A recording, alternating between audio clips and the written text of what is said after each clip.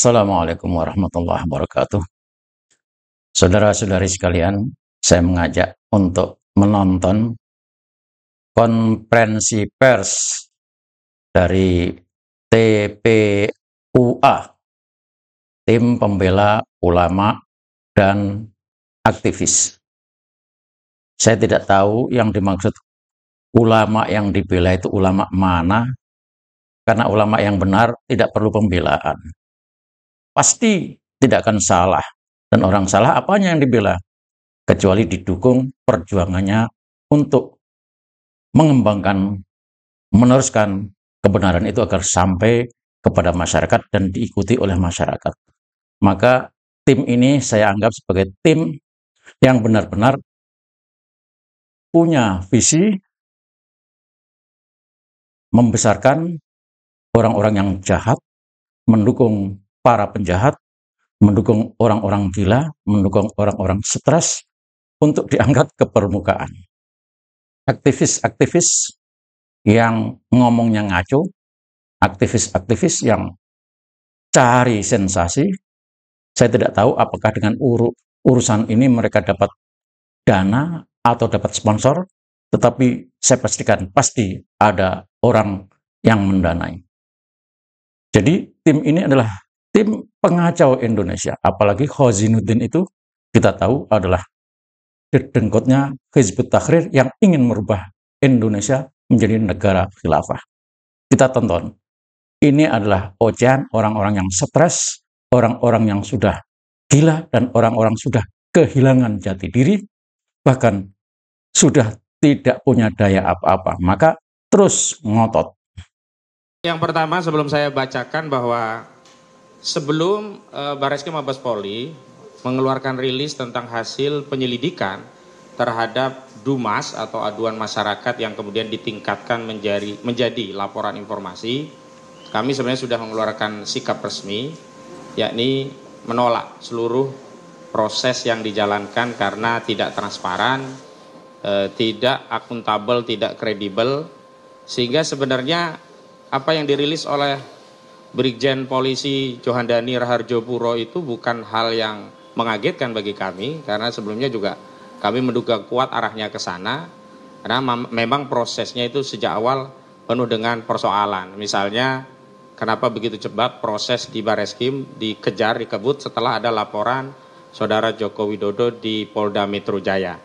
Padahal laporan Tim Pembela Ulama dan Aktivis atau TPUA itu sudah masuk di Desember 2024. Namun setelah ada masuk laporan di Polda Metro Jaya 30 April 2025. Saya ingat betul Wakil Ketua Umum TPUA Pak Rizal Fadilah itu diperiksa di 6 Mei. Jadi bukan sejak Desember. Dan perlu diketahui sampai hari ini TPUA tidak mendapatkan nomor perkara atau LP, bahkan tidak mendapatkan informasi terkait perkembangan kasus ini hingga kemarin ada pengumuman dihentikan penyelidikan oleh Barreskrim. Artinya Dumas di mana ada pengadu ini tidak dilibatkan sama sekali. Sekali lagi ya, proses di Barreskrim ini proses penyelidikan yang berasal dari Dumas, pengaduan masyarakat, bukan berdasarkan pengaduan internal. Semestinya tentu pihak pengadu yang paling berkepentingan dengan proses ini dilibatkan sebelum ada rilis. Tapi itulah yang terjadi, maka kami harus mengambil sikap. Dan memang ada dua entitas di sini. Yang pertama, kami merespon berdasarkan kewenangan atau legal standing kami sebagai tim advokasi anti kriminalisasi akademisi dan aktivis, yang merupakan tim kuasa hukum untuk sejumlah orang. Yang pertama, kami tim kuasa hukum dari Dr. Roy Suryo. Kedua, kami kuasa hukum dari Dr. Rismon Hasiholan Sianipar. Ketiga, kami juga kuasa hukum dari Dr. Tifauzia Tiasuma. Selanjutnya kami juga kuasa hukum dari Bang Rizal Fadilah, termasuk kami kuasa hukum dari Kurnia Triroyani dan Bang Egy Sujana. Jadi terlepas bahwa Kurnia Triroyani ini advokat dan tim kami juga, karena dipersoalkan juga oleh Polda, tetap ini kami sebutkan ini bagian dari tim advokasi. Semestinya sesuai dengan Undang-Undang Advokat, pihak Polda Metro Jaya tidak boleh memanggil advokat yang sedang menjalankan tugas dan profesinya kecuali melalui Dewan Kode Etik Advokat. Karena itu saya juga bertanya dan menghimbau kepada Perhimpunan Advokat Indonesia atau PERADI, di mana ketua umumnya juga Saudara Oto Hasibuan yang hari ini menjadi wakil dari Menteri Koordinator Bidang Hukum dan HAM ya kalau nggak salah ya, agar bisa juga mengklarifikasi ke penyidik, karena marwah advokat itu menjadi jatuh ketika ada persoalan yang terkait hukum, seorang advokat langsung dipanggil oleh polisi, jadi tidak equal lagi. Advokat justru berada seolah-olah subordinat dari polisi, padahal kalau kita bicara tentang elemen penegak hukum, advokat pun diakui sebagai penegak hukum. Itu yang pertama ingin saya sampaikan. Yang kedua, kami melihat memang ada banyak pendapat dari tokoh, pengamat, ahli hukum, praktisi, bahkan masyarakat secara umum, dan saya pikir apa yang disuarakan oleh masyarakat itu sejalan dengan apa yang hari ini dialami atau dirasakan, atau suasana kebatinannya sama, yakni kita merasa kok hasil itu begitu cepat, dan memang seolah-olah hasil itu adalah bagian dari proses untuk melegitimasi suatu rencana. Sehingga kita lihat juga berbagai platform sosial media komentarnya itu rata-rata terhadap hal ini mempersoalkan atau setidaknya mempertanyakan hasil yang sudah dirilis. Tapi kami sebagai tim hukum dari Dr. Tifa, Dr. Rismon, juga Dr. Rosuryo harus mengambil sikap terhadap apa yang diumumkan oleh Barreskrim Mabes Polri yang beberapa waktu dibacakan oleh Brigjen Pol Johan Dandi Rahardjopuro, agar masyarakat juga bisa mengambil pilihan pendapat dan posisi seperti apa. Karena hari ini memang kita tidak boleh mengambil sikap yang abu-abu, karena kebenaran yang hendak diungkap oleh klien kami, yakni Dr. Rosuryo Rismon dan yang lainnya, itu bukan ada apa yang dituduhkan itu sebagai mens rea atau niat jahat. Tidak ada niat jahat sama sekali. Niatnya adalah ingin mengungkap kebenaran. Beliau-beliau ini adalah peneliti, penulis, dan niat yang lebih besar dari itu, motifnya adalah untuk membersihkan legasi bangsa Indonesia dari sejarah kelam dugaan pernah dipimpin oleh presiden 2 periode berijazah palsu. Yang kedua, motif yang paling penting untuk kami sampaikan agar tidak ada dakwaan atau bahkan tuduhan kita punya niat jahat atau mensre, bahwa kita ingin memberikan insentif pada dunia pendidikan kita agar ada semangat bagi rakyat kita untuk menuntut ilmu dan memperoleh ijazah. Jangan sampai seperti yang beredar di sosial media, ada anak kecil ya, anak SMP menyatakan, buat apa sekolah tinggi-tinggi kalau ijazah palsu pun bisa jadi presiden. Kalau mau jadi presiden pesan saja ke UGM. Ini kan tentu akan menjadikan dunia pendidikan kita tidak punya insentif untuk mendidik. Ini bahaya sekali. Baik, saya akan bacakan, dan nanti kalau ada pertanyaan seputar sikap resmi kami bisa ditindaklanjuti dengan sejumlah pertanyaan dan dialog di antara kita. Namun juga kami nanti akan mempersilahkan dari TPUA yang hari ini diwakili oleh Wakil Ketua Umumnya Pak Rizal Fadila tentang rencana kami yang mengambil respon terhadap apa yang telah diumumkan oleh Barreskrim Mabes Polri. Izin akan kami bacakan dan mohon disimak dengan baik-baik. Bismillahirrahmanirrahim. Pernyataan sikap Tim Advokasi Anti Kriminalisasi Akademisi dan Aktivis tentang menyikapi rilis hasil penyelidikan Barreskrim Polri terkait dugaan pidana pemalsuan ijazah Saudara Joko Widodo. Sehubungan dengan telah diumumkannya hasil tes laboratorium forensik Barreskrim Polri terkait penyelidikan perkara dugaan pidana pemalsuan ijazah Saudara Joko Widodo pada 22 Mei yang lalu, kami tim advokasi anti kriminalisasi akademisi dan aktivis menyampaikan sikap sebagai berikut. Pertama, bahwa tahapan, proses, dan prosedur penyelidikan perkara dugaan pidana pemalsuan ijazah Saudara Joko Widodo dilaksanakan secara tidak transparan, sepihak, tanpa melibatkan peran serta masyarakat, padahal penyelidikan perkara dugaan pidana pemalsuan ijazah Saudara Joko Widodo bermula dari adanya aduan masyarakat atau DUMAS yang dilakukan oleh Dr. Egy Sujana SHMSI dari tim pembela ulama dan aktivis atau TPUA. Kedua, bahwa pengumuman hasil penyelidikan perkara dugaan pidana pemalsuan ijazah Saudara Joko Widodo yang pada pokoknya menyatakan ijazah yang dimiliki saudara Joko Widodo identik dan penyelidikan perkara dugaan tindak pidana pemalsuan ijazah saudara Joko Widodo dihentikan tidak sesuai dengan tahapan, proses dan prosedur penanganan perkara pidana dengan pendekatan Scientific Crime Investigation atau SCI yang selama ini menjadi acuan Kapolri Jenderal Pol Listio Sigit Prabowo dalam menangani sejumlah perkara yang menyita perhatian publik. Ketiga, bahwa penyelidikan perkara dugaan pidana pemalsuan ijazah saudara Joko Widodo yang menggunakan pendekatan Scientific Crime Investigation setidaknya memenuhi syarat-syarat berupa penggunaan disiplin ilmu forensik, pemeriksaan laboratorium forensik, analisis ilmiah, dokumentasi lengkap, dan melibatkan ahli forensik. Keempat, bahwa penyelidikan perkara dugaan pidana pemalsuan ijazah saudara Joko Widodo yang dilaksanakan secara sepihak tanpa melibatkan peran serta masyarakat tidak dapat memberikan jaminan dan kepastian hukum terhadap seluruh tahapan, proses dan prosedur yang dilaksanakan Barreskrim Polri memenuhi syarat-syarat penyelidikan dengan pendekatan Scientific Crime Investigation berupa penggunaan disiplin ilmu forensik, pemeriksaan laboratorium forensik, analisis ilmiah, dokumentasi lengkap dan melibatkan ahli forensik. Kelima, bahwa ketentuan pasal 31 Peraturan Kepala Kepolisian Negara Republik Indonesia nomor 6 tahun 2019 tentang penyidikan tidak pidana bab Romawi 4 tentang gelar perkara menyatakan gelar perkara dilaksanakan dengan cara A. Gelar perkara biasa dan B. Gelar perkara khusus. 6. Bahwa selanjutnya ketentuan pasal 33 ayat 1 dan ayat 2 Peraturan Kepala Kepolisian Negara Republik Indonesia nomor 6 tahun 2019 tentang penyidikan tidak pidana menyatakan ayat 1. Gelar perkara khusus sebagaimana dimaksud dalam pasal 31 huruf B dilaksanakan untuk A.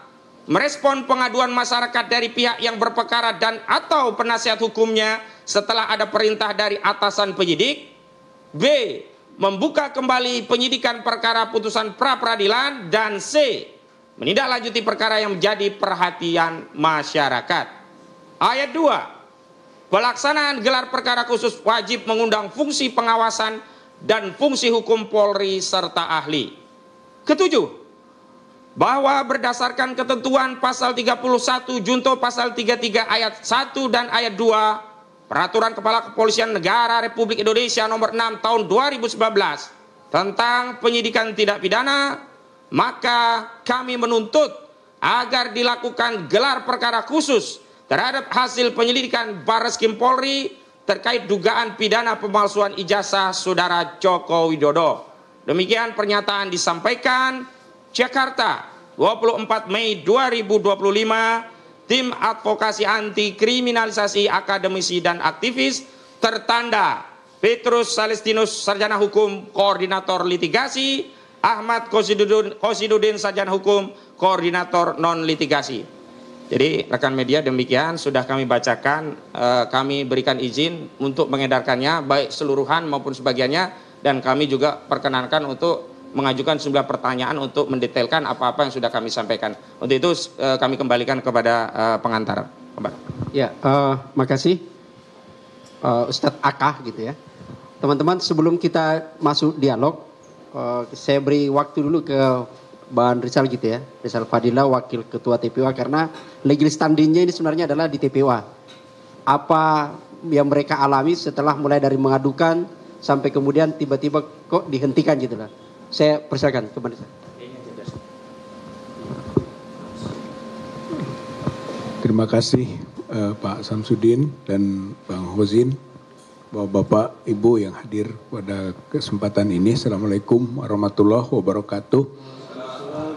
Dari tim pembela ulama dan aktivis perlu dijelaskan bahwa pengaduan masyarakat yang disampaikan pada tanggal 9 Desember 2024 itu ditandatangani di samping oleh Prof. Egy Sujana, juga oleh Pak Medi Juniarto, saya sendiri, kemudian Pak Rustam Effendi, Pak Domeng nggak nanda tangan. Saya kira kita berempat yang menandatangani sebagai pengaduan masyarakat tanggal 9. Kemudian tanggal 9 April 2025 baru ada laporan informasi dari Bareskrim, dan 10 April keluarlah surat perintah penyelidikan, dan tanggal 22 Mei 2025 telah diumumkan dan pengumumannya dihentikan. Saya kira ini satu hal yang mengejutkan dari proses-proses yang dilakukan oleh pihak Bareskrim Mabes Polri, karena proseduralnya saya kira tidak seperti itu. Pada ujungnya yang telah dicanangkan yaitu ada gelar perkara yang memutuskan penghentian penyelidikan. Saya kira gelar perkara itu harus melibatkan unsur pengadu, gitu, karena ini adalah Dumas yang kemudian ada surat perintah penyelidikan, dan gelar perkara untuk sampai kalimat menghentikan itu harus melibatkan pihak pengadu. Nah, dan ternyata tidak, hanya gelar perkara internal saja yang kemudian dipublikasikan oleh Brigjen Juhandani itu.